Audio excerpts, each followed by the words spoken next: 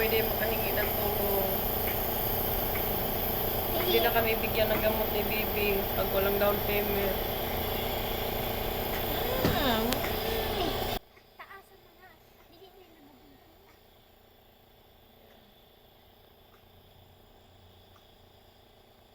guys, baka pwede humingi kami ng tulong kasi 40k na daw kami dito, tapos hindi na daw kami pwedeng kumano ng gamot sa kanila kasi kailangan daw ng down payment 15k.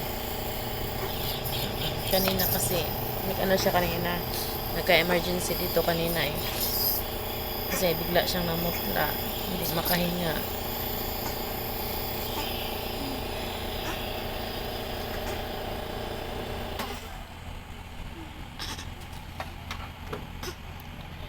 Konting tulong po para kay Bibi Aya, kahit magkano lang po.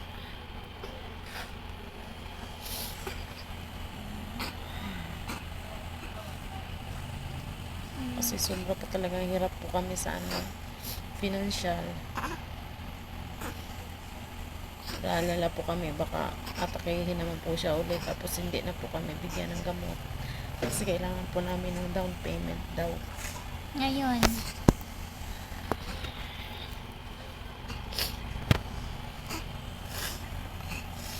Pero pwede na taliog mo po.